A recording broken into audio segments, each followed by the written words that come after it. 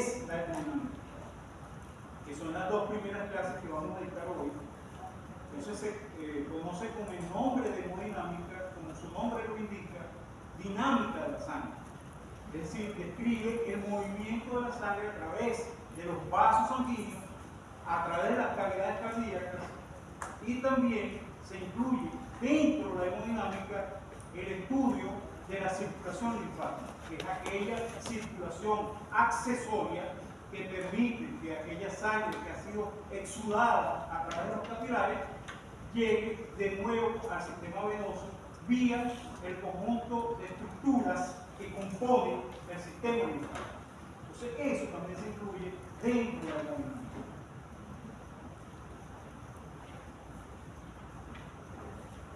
El sistema cardiovascular podemos dividirlo en tres partes. Una de esas partes es la bomba electromecánica, es decir, la fuente de energía por la cual la sangre puede circular a través de todo el cuerpo. Estamos hablando del corazón. Ese corazón está presente en humanos, está presente en mamíferos, etc. Y en humanos tiene unas características que ustedes conocen de anatomía, que tiene dos cavidades superiores y dos cavidades inferiores, y que alimenta un circuito compuesto por la circulación mayor y la circulación menor o circulación pulmonar. Y además el corazón tiene su propia circulación, denominada circulación coronaria, alimentada por la raíz de la aorta. Y luego un fluido circulante, que es el que suministra energía a los diversos tejidos del cuerpo humano. ¿Qué significa suministrar energía? Suministrar aquellos componentes que permiten obtener adenosín trifosfato, fundamentalmente, y tenerlo disponible, almacenado para cuando haga falta, para las diferentes funciones celulares y orgánicas en general. ¿De acuerdo? Entonces, esa sangre va a llevar nutrientes, por supuesto, va a extraer de sitio también, va a llevar oxígeno, porque los nutrientes sin el oxígeno no hacemos nada, básicamente, a menos que sea una glicólisis anaeróbica, que no necesita oxígeno. Por lo general necesitamos oxígeno, entonces la sangre debe llevar oxígeno. Y, por supuesto, la sangre también permite extraerlo de sangre. Y, adicionalmente, tenemos un conjunto de vasos, de resistencias, digamos, hidráulicas, si se quiere, por donde circula la sangre. Es decir, la sangre no es vertida directamente en los tejidos, no, ella debe desde la raíz de la aorta fluir hacia los capilares, y en los capilares en los cuales esa sangre, como un exudado, como un ultrafiltrado, digamos así, entonces aparece como un líquido intersticial que va a limitar a las diversas células. ¿De acuerdo? Y esos vasos tienen una particularidad diferente a los vasos que usualmente nos conseguimos en nuestras casas, los vasos rígidos del sistema de tuberías. Estos son vasos que presentan elasticidad. Entonces, necesitamos aplicarle una presión para que abra, y luego, si lo queremos colapsar, tenemos que aplicar también presión. Es decir, son vasos distensibles y colapsibles. Se extienden y colapsan. ¿Estamos de acuerdo hasta acá? Entonces son las tres estructuras, digámoslo de esa manera, que forman parte del sistema cardiovascular humano, y en general de los mamíferos superiores. Bueno, entonces en el corazón vamos a tener una actividad eléctrica que va a permitir o que va a conllevar a una actividad mecánica que no es más que el ciclo radial. ¿Sí? Llenado de sangre de las cavidades ventriculares y expulsión de la sangre mediante la fuerza que se aplica en las paredes de los ventrículos a la sangre contenida allí, y expulsión a través del vaso principal del cuerpo, que es la aorta. Bien, para que esa actividad eléctrica, que consiste en un conjunto de impulsos eléctricos, digámoslo de esa manera, que se genera en el nodo sinusal o nodo sinoauricular, que es un conjunto de células especializadas generan automáticamente impulsos eléctricos ubicados en la intersección de la vena cava superior con la aurícula derecha. Ese impulso eléctrico se va a propagar a través de todo el músculo cardíaco hasta llegar a la fibra del Purkinje. En ese momento, entonces, se produce lo que se denomina el acoplamiento, excitación-contracción, que es la despolarización del sarcolemma de las células musculares y, por consiguiente, el disparo de toda la maquinaria contráctil, que básicamente consiste en la liberación de calcio hacia el sarcómero y el deslizamiento relativo de la actina y la miosina para que pueda generarse fuerza muscular. Muy parecido a lo que ocurre en el músculo esquelético, pero con sus peculiaridades.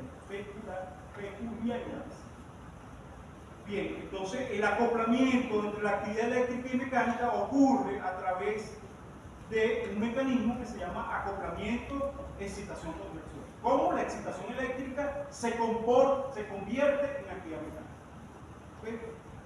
La maquinaria contráctil, la que se dispara por este acoplamiento.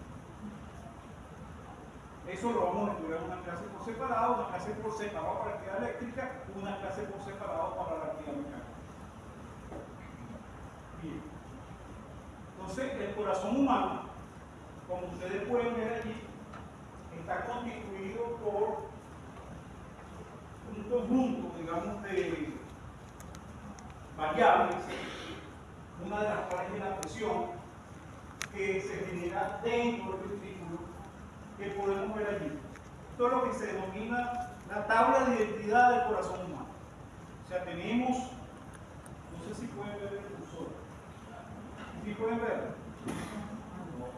Vamos a poner esto, Rafael, en grande, lo que yo lo puedo hacer.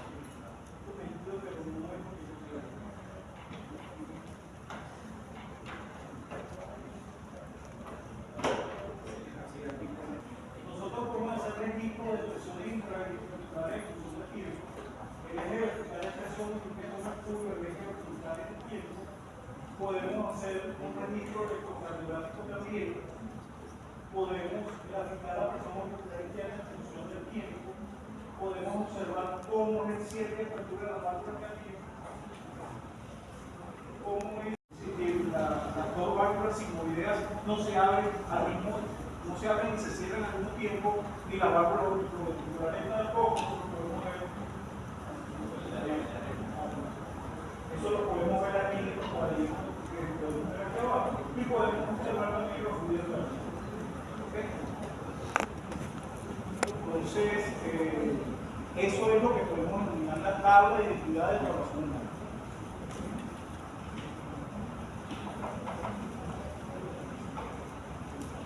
Entonces, esa actividad del corazón tiene por objetivo fundamental desde el punto de vista de la circulación de la sangre generar una presión arterial en la raíz de la aorta, una presión arterial adecuada para una determinada situación fisiológica. Cambia la situación fisiológica, es decir, paso de reposo y me pongo a correr, entonces la presión que tiene que aparecer en la raíz de la aorta tiene que ser mayor, obviamente, porque el caudal tiene que ser mayor, es decir, el flujo de sangre, porque las necesidades metabólicas de los diversos órganos aumentan, ¿sí? Y además el problema es sumamente complejo porque hay que privilegiar ciertas partes, en este caso las que están haciendo ejercicio, pero adicionalmente el cerebro y el corazón. Pero sí puedo restringir el flujo de sangre hacia otras estructuras que no están requiriendo un metabolismo alto. Por ejemplo, la circulación plástica, esplénica, etcétera, renal, etcétera. ¿Okay? Entonces necesitamos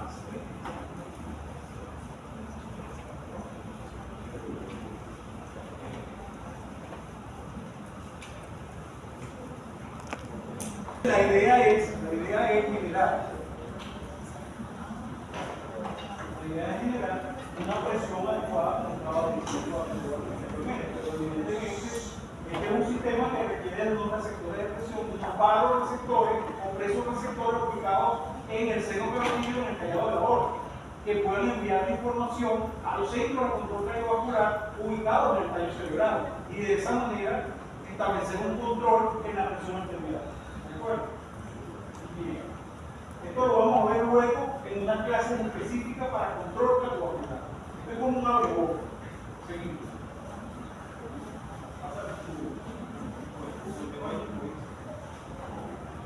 Bien, este es más sobre control cardíaco, pero ahí ustedes pueden ver que es un conjunto de una señalización, digamos, aferente, en este caso aferente y eferente, que proviene de los receptores, como dije antes, que va hacia el daño cerebral y de ahí, a través de unas determinadas vías, se llega entonces hacia las aurículas y hacia el ventrículo y hacia el modo sinusal, por ejemplo, también para controlar mediante la acción de la adrenalina y noradrenalina, entre otras, sobre los receptores beta cardíacos, y de esa manera podemos controlar. En el caso de que la presión arterial sea muy alta, podemos bajarla disminuyendo la frecuencia cardíaca, produciendo vasodilatación y disminuyendo la frecuencia, la fuerza de contracción del corazón.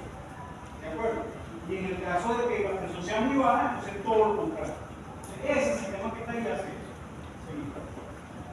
Perfecto. Bueno, entonces, fundamentalmente lo que tenemos es un sistema que debe controlar los niveles de oxígeno en sangre y niveles de CO2. Apropiadamente, esto lo vamos a ver luego cuando veamos el sistema respiratorio, porque también tenemos, además de los receptores de presión, unos receptores químicos de dióxido de carbono y de oxígeno y de pH, que coadyuvan en el control del sistema cardiovascular. Bueno, vamos a ver rápidamente una breve historia de la circulación sanguínea para ubicarnos en el contexto. Ok, seguimos. Bueno, estos son dos grandes personajes de la historia de la circulación sanguínea. En mi lado derecho, William Harvey, ya ven muy bien, creo, una presentación sobre Harvey, un gigante realmente, el padre de la fisiología cardiovascular, nacido en 1578 y muerto en 1677, quien planteó que la sangre, en su famoso libro, la sangre fluye en un circuito completo. Él fue el que planteó eso. ¿Okay? En el caso de Galeno, no. Galeno planteó la teoría de los espíritus, es decir, el funcionamiento del cuerpo humano basado en el centro, el cerebro, las vísceras y el corazón, contraria a la visión de Aristóteles que seguía Harvey, que es básicamente toda la actividad del cuerpo centrada en el corazón. O sea, hay una gran polémica para la época de la Universidad de Padua sobre la visión de Galeno y la visión de Aristóteles, que sostenía Harvey. Bien. Y según este señor Galeno, la anterior, por favor, entonces la sangre fluye en un circuito abierto. ¿Cómo fluye un circuito abierto? Por idas y retrocesos, idas y retornos, a través del mismo vaso. Seguimos. Bueno, aquí pueden ustedes visualizar los espíritus de Galeno, que es lo que es planteado, los espíritus naturales, en la cavidad abdominal un espíritu vital, en la cavidad torácica un espíritu animal. Y en el caso del espíritu natural, en la cavidad abdominal, que residía en la cavidad abdominal, él decía que tenía su sede en el hígado, es el órgano fundamental de la come para los clásicos. Del hígado el espíritu natural se distribuía por las venas, que según la concepción clásica partían del hígado hacia todo el organismo. El espíritu natural es el responsable de las diversas funciones facultades de los organismos. Y luego en la cavidad torácica, que es sumamente importante, él dice que hay un espíritu vital que se desplaza por las arterias a partir del corazón. El latido es la función del corazón, el pulso es la función de las arterias, que es una vis per se, una fuerza autónoma, y la respiración es la función de los pulmones. A partir del corazón, el espíritu vital se transmitiría a todo el organismo a través del sistema nervioso. Él no estaba tan errado, pero en algunas partes obviamente que sí. Seguimos. Okay. Seguimos. Okay. Esto lo vamos a estudiar, no es un libro de la web. Bueno, antes se creía que las sangres por los vasos circulaba aire, como lo utilizaban el acítrato y el óxido. Y fue Galeno que dijo, no, por ahí no circula aire, circula en un líquido, sangre. ¿Okay?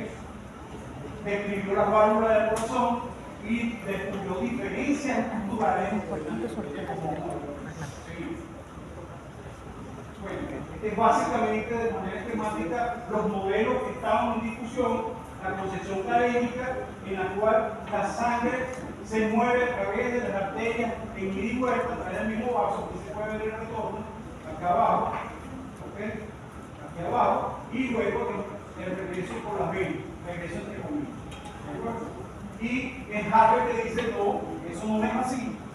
Aplicando un método hipotético deductivo, no el método inductivo deductivo aristotélico, sino un método hipotético deductivo partiendo de la hipótesis planteada a través de la observación en animales de experimentación, porque en ese tiempo no se permitía hacer la autopsia, porque eso las personas eran acusadas de necromancia. ¿Okay? No sé si ustedes vieron una película de médico, excelente, donde hay un personaje que va hacia a aprender con un famoso médico tratamiento diversas de enfermedades, y lo toca, bueno, a oír al príncipe, a un príncipe persa, creo, iraní, y entonces bueno, lo acusa de necromancia a él y al doctor que lo estaba.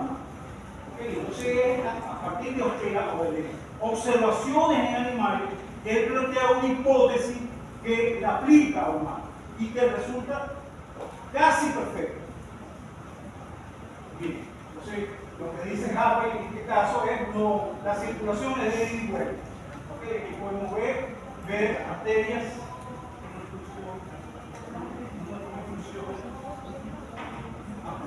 va del lado arterial, baja hacia la parte inferior, hacia la parte superior y regresa a la aurícula derecha, al ventrículo derecho, y de ahí circulación pulmonar. Es decir, hay un acoplamiento entre la circulación arterial y la circulación venosa, y el acoplamiento de la red microcirculatoria, que también vamos a ver en la clase. Una de las estructuras más importantes, obviamente, son los capilares, descubiertos posteriormente al planteamiento de Harvey por Malpighi en 1661, cuando el libro de Harvey, donde plantea todas estas hipótesis, digámoslo así, fue publicado en 1621, unos cuantos 30 años. Bueno, este señor, antes de Harvey, Miguel Servet, español, fue quemado en la universidad por plantear un libro donde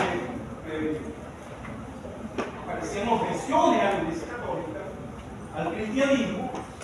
Él planteó en uno de los capítulos algo sobre la circulación pulmonar. Y bueno, este señor fue quemado en un libro, ¿okay? Se llama Miguel Servet.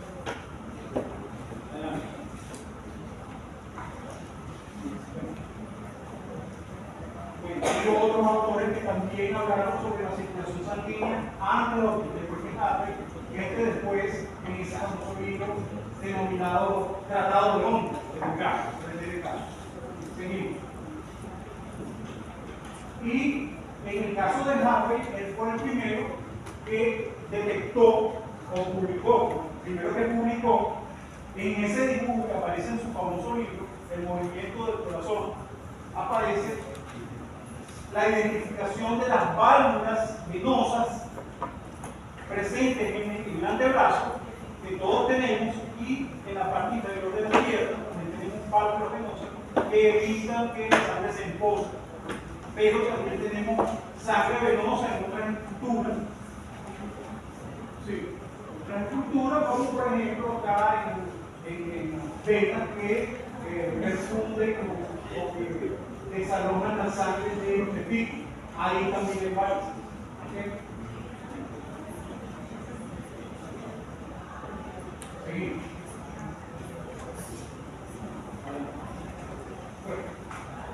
Entonces, esencialmente, ¿cuál es el modelo actual del sistema cardíaco? Esencialmente, el modelo de William A. Con todas las modificaciones posteriores sobre el sistema de control de la presión arterial, del gasto cardíaco, del tono del músculo lisovascular de los vasos, sobre todo el conjunto de hormonas que sabemos que regulan la función cardiovascular. Exceptuando todo eso añadido, el modelo esencial es el modelo que planteó William Hunt hace más de 400 años. ¿Okay?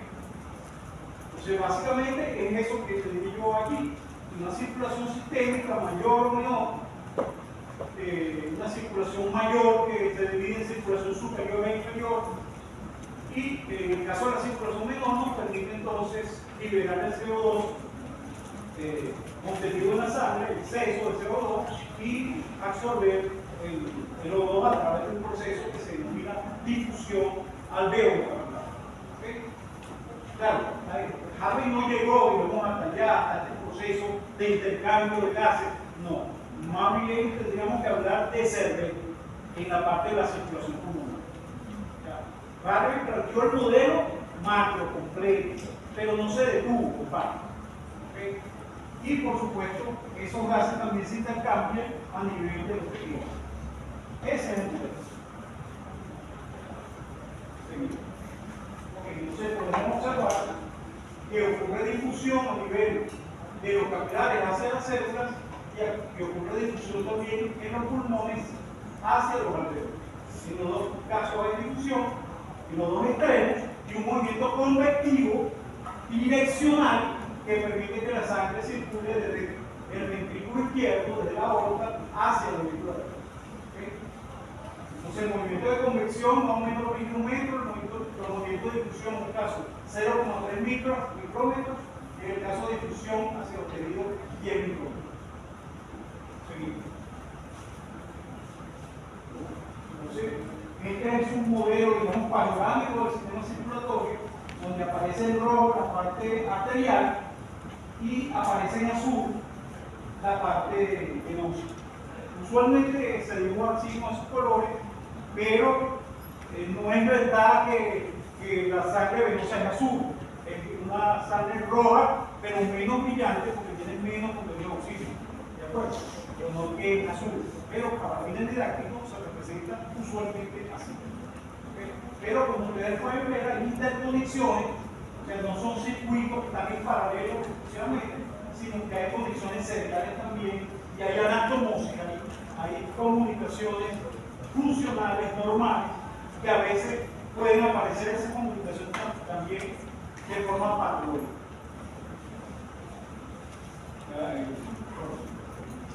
Y aquí tenemos de manera esquematizada cómo sería el modelo del sistema cardiovascular, utilizando solamente resistencia que ofrecen los vasos sanguíneos al flujo de sangre.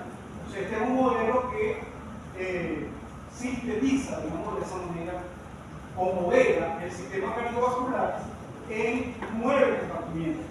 El compartimento cabeza, núcleo tiroides, los miembros superiores, los pulmones, pulmonaria, etcétera, etcétera, de tal manera que el inverso, como son conexiones en paralelo, fundamentalmente, como ustedes vieron o vimos en bachillerato, si tenemos varias resistencias en paralelo, el inverso de la resistencia equivalente es la suma de la inversa. Eso va a ser muy importante.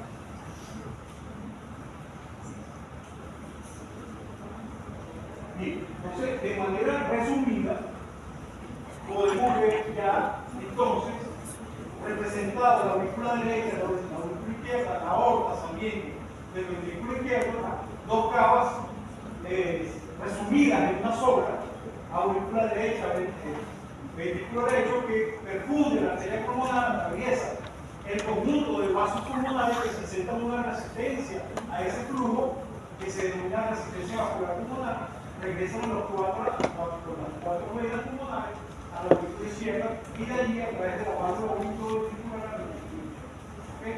Y se produce un gasto cardíaco, un flujo de sangre en la red de la aorta, que se ha convenido en llamar así gasto cardíaco, débito cardíaco, flujo cardíaco, tiene muchos nombres, otros que volumen, minuto cardíaco, cuando el tiempo se expresa en minutos. Y por supuesto, el conjunto de vasos que conforman toda la circulación sistémica se organiza en esa resistencia periférica total del electrón. ¿Y qué podemos decir? Bueno, que la presión, desde el punto de vista matemático, ustedes van a utilizar con bastante frecuencia es que la presión en la salida de la aorta, PAO, menos la presión en la aurícula derecha, es igual a una diferencia de presión, y eso es igual al gasto cardíaco por la resistencia cardiovascular. Es la máxima ley de la fisiología cardiovascular. Hay que aprendérsela de memoria. Y también podemos aplicar lo mismo al circuito de la arteria de la circulación venosa. Presión en la arteria pulmonar, menos presión en la aurícula izquierda, es un delta P también, igual al gasto cardíaco por la resistencia vascular. El gasto cardíaco del ventrículo derecho y del izquierdo es aproximadamente el mismo, requiere aproximadamente en 1% debido a un cortocircuito que hay por ahí. Pero es esencialmente el mismo. Bien. Entonces ya habíamos hablado de lo que es la presión. La presión sanguínea, en este caso, no es más que quizá falta una tabla aquí con esa definición o una solución. Pero es intuitiva la definición de presión. Es la fuerza que uno aplica sobre una superficie que tiene. Fuerza sobre o en. Eso es presión. Y la sangre ejerce presión cuando se mueve a través de los vasos sanguíneos. Aplica presión sobre las paredes. En la aorta, el volumen que está saliendo, el volumen latido o sistólico, aplica presión sobre la sangre que ya ocupa ese lugar en la raíz de la aorta y cuerpo. Entonces, presión es fuerza perpendicular, si se quiere, sobre el área. La componente perpendicular de la fuerza. Eso es presión. ¿Okay? Y estas son unidades de esa presión. Hay diversas unidades, como pueden ver ahí, no me voy a detener en ellas. Atmósfera, newton sobre el metro cuadrado. Fíjense que cuando hablamos de newton sobre el metro cuadrado, estamos diciendo que fuerza, que es newton, la unidad de fuerza del sistema MKS, entre la unidad de área del sistema MKS, el metro cuadrado. Pero hay centímetros de agua que mide la presión que puede, la altura de agua que puede levantar una presión determinada en un tubito de agua. ¿Qué altura puede levantar la presión por ejemplo? Es una pregunta importante. ¿Cuánto puede levantar? 76 centímetros de agua o 760 milímetros por cubo, si es mercurio. Y también la famosa libra sobre pulgada cuadrada.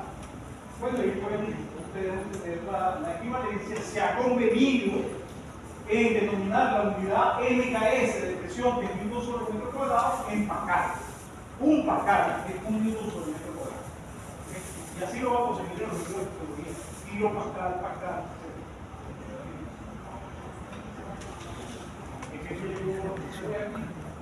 Bueno, la unidad de presión que aparece en la línea vertical es milímetros de mercurio, en este caso. ¿Okay? La unidad de volumen es mililitros.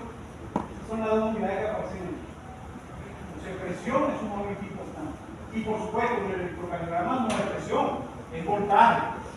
¿Okay?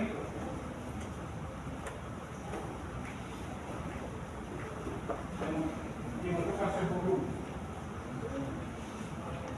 Bueno, entonces, si uno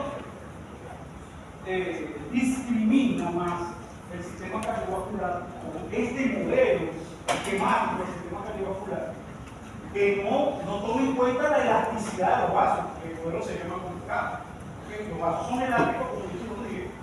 Entonces, bueno, nosotros tenemos a la aorta dividida en 16 arterias periféricas, después vimos otras muchas más arterias pequeñas arteriolas, después cada arteriola se ve en capilares, y esos capilares confluyen o coalescen en cavernas, y de ahí las venas periféricas, que son menores en cantidad, hasta todo ven acá. ¿Okay?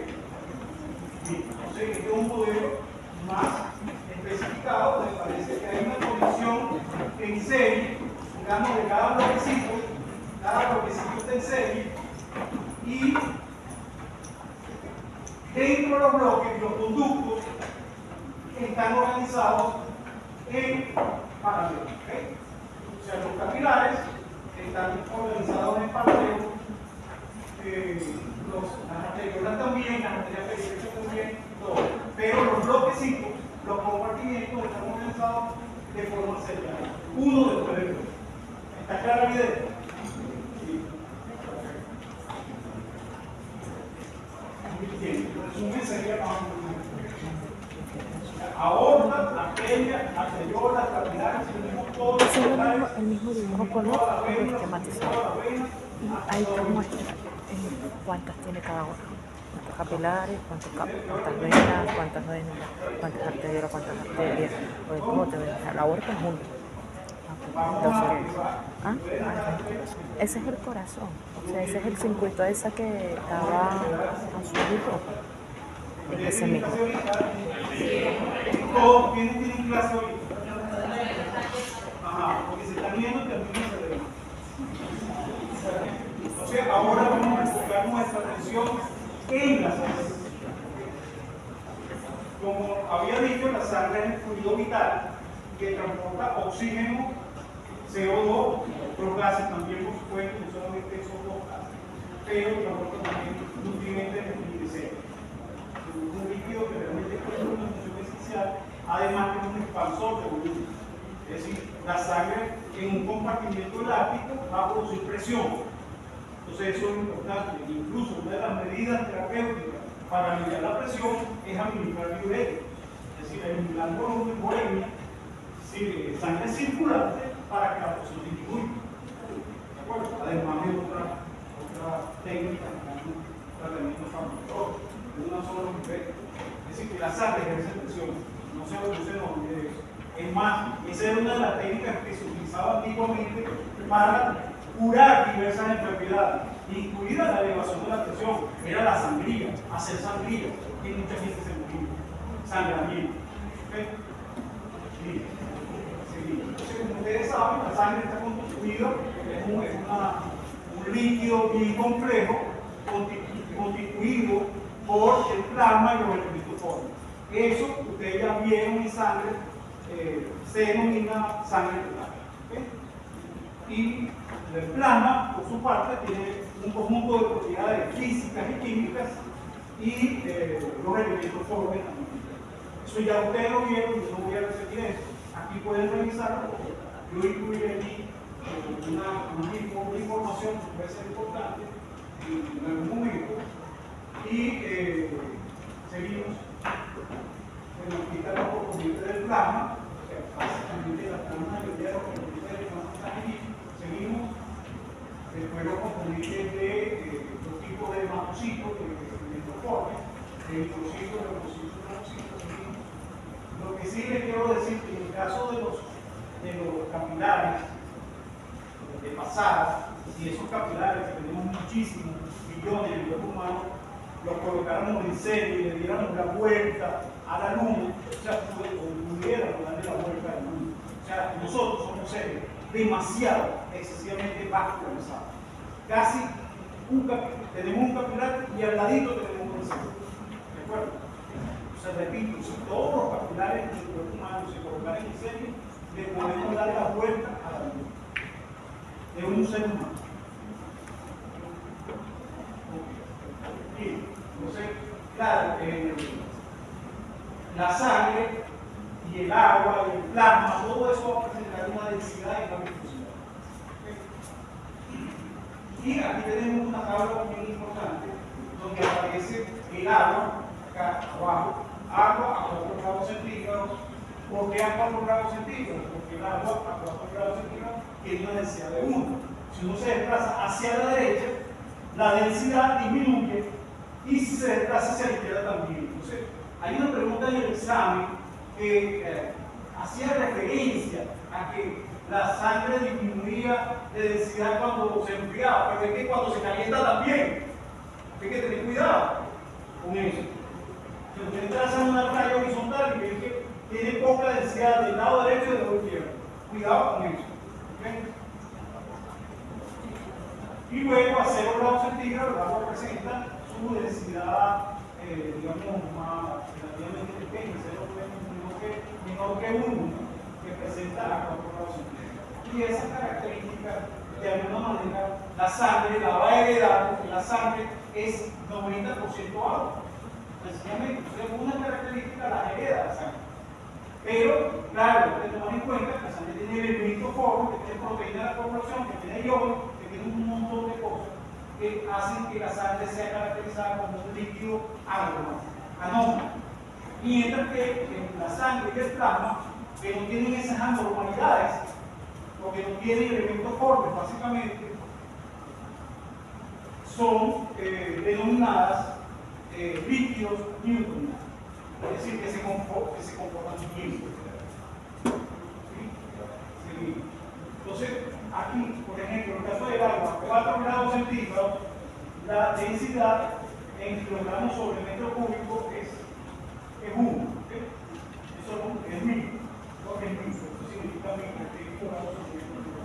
El plasma a 37 grados es 1030. La sangre a 37 grados es 1050. ¿De acuerdo? Si uno le pone 3 ceros, entonces tiene 1,00, 1,030, 1,05. Es decir, que la sangre es más densa que el agua y más densa que el plasma.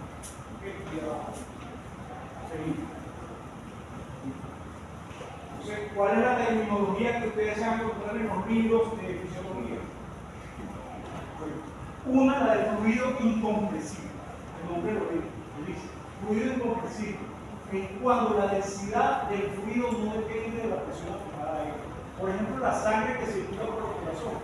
Está dentro del corazón, cuando el corazón la aprieta, la cavidad, la densidad no varía.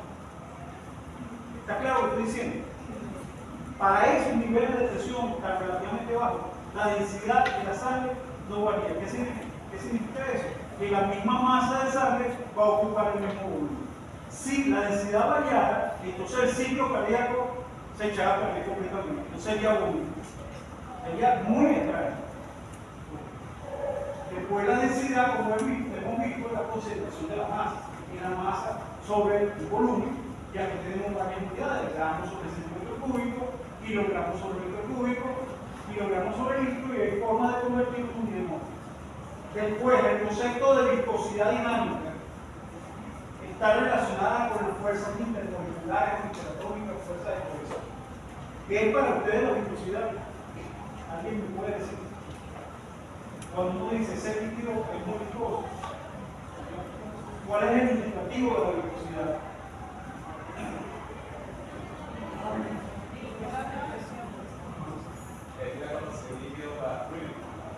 ¿Cómo? La capacidad de un líquido Para fluir. Exactamente. Pero el problema es que generalmente el tiempo que tarda un líquido en fluir de un sitio a otro depende del cociente de la viscosidad, que se denomina viscosidad dinámica, entre la densidad. O sea, que está metida la densidad, entonces no me mide exactamente la viscosidad. ¿De acuerdo? Así que tener cuidado, hay que hacer experimentos muy bien planificados para poder determinar la viscosidad del fluido. ¿Está clara la idea? Entonces, el cociente entre viscosidad y densidad del fluido es lo que se conoce como viscosidad cinemática, viscosidad cinemática, y determina el tiempo que tarda en fluir.